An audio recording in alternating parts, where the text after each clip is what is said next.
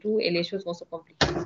Et cela se voit de plus en plus. Vraiment, c'est regrettable, c'est désolant de le dire, mais moi, personnellement, ce que je vois, franchement, c'est que de plus en plus, les gens ne pensent pas à ces aspects-là. On est un peu basique. N'oubliez pas que vous êtes des pédiatres. Vous n'êtes pas en formation en pédiatrie, vous êtes des pédiatres. Vous êtes en 3e année, il vous reste juste la 4e année et le diplôme. Donc, considérez-vous comme des pédiatres, raisonnez comme des pédiatres, travaillez comme des pédiatres et prenez les enfants comme cela se doit. D'accord? Alors, est-ce qu'il y a des questions, contributions, commentaires par rapport à cette leçon et à tout ce qu'on a fait depuis le début? Bon, je sais que vous êtes fatigués, c'est la fin de la journée, mais bon, il n'est pas encore 18 heures, on a terminé un peu plus tôt. Sinon, si vous n'avez pas de questions tout de suite, si vous avez des questions, etc., vous pouvez les regrouper et les faire envoyer par une seule personne, soit votre responsable ou quelqu'un d'autre, et puis on pourra essayer de voir qu'est-ce qu'on peut faire. Docteur Yassine, n'oubliez pas de me rappeler, de vous envoyer les documents que je vous avais promis, parce que le week-end, je n'étais pas disponible. Mais faites-moi un petit message mail de préférence. D'accord. D'ici vendredi, maximum week-end ou semaine prochaine, que je puisse vous envoyer des documents utiles à vos leçons. D'accord, professeur. Alors, est-ce qu'il y a quelqu'un qui lève la main, non? Tout est OK? Et Oui, donc, professeur. je vous remercie de votre présence et de vos efforts. Félicitations à tout le monde. Vous avez vraiment présenté, vous avez suivi, vous êtes connectés depuis le début, c'est bien. Il faut juste renforcer le contenu. Je sais que les connaissances sont là. Améliorer la forme et renforcer les contenus. Et surtout, actualiser les leçons. Actualiser les leçons, c'est hyper important. Je vous dis, une leçon qu'on fait une année, l'année suivante, il peut y avoir des nouveautés. Si vous n'actualisez pas, vraiment, nous serons en retard. Par exemple, j'ai été à 1 ou 2 thèses la semaine dernière. Et dans chacune de ces thèses, les gens disent, dans les perspectives thérapeutiques de la drépanocytose, on cite la thérapie génique.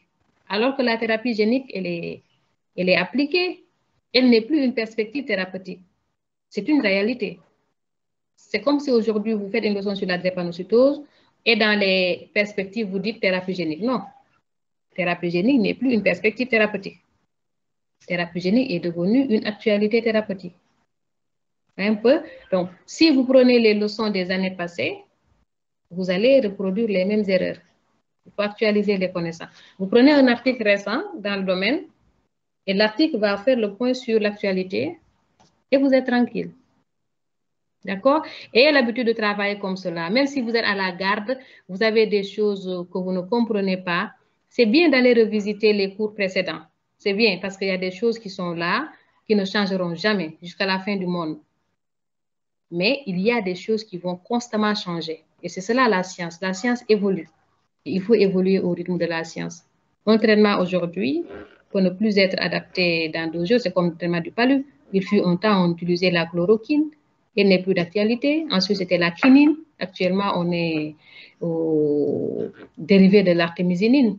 Peut-être dans quelques années, il y aura d'autres molécules qui vont arriver. On ne sait jamais. Donc, il faut vraiment actualiser les connaissances, s'il vous plaît. Et avoir cette habitude-là. D'accord?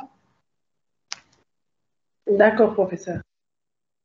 Alors, s'il n'y a pas de question, docteur Mamil avait levé la main, c'est bon? C'est une question ou bien non?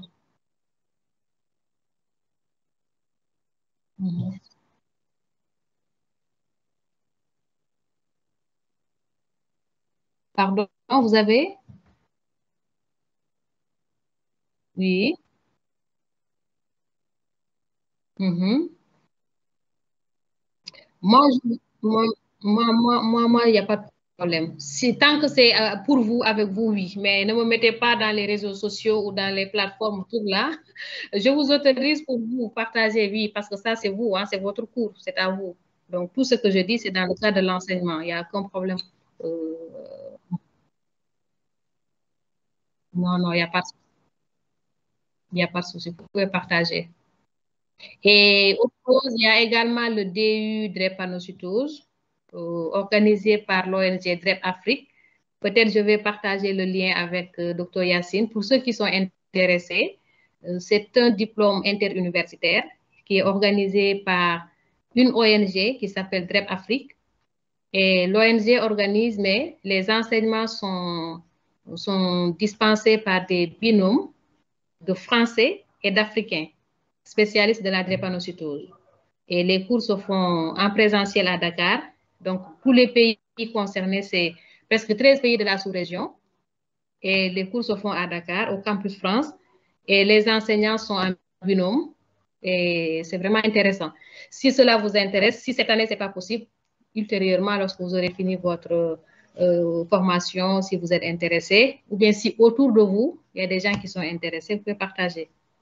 Donc, je vais envoyer le lien au docteur Yacine. Docteur Yacine, il faut me rappeler de vous envoyer le lien et vous visitez le site pour voir si cela vous intéresse une prochaine fois. D'accord, professeur. La prochaine l'information est passée, hein, parce que la dernière fois, vous nous aviez envoyé un mail. Ah, c'est parfait. C'est déjà passé, donc je pense que c'est parfait. Si l'information est passée, c'est bon, c'est parfait. Donc, c'est la même information, c'est bien. C'est bien.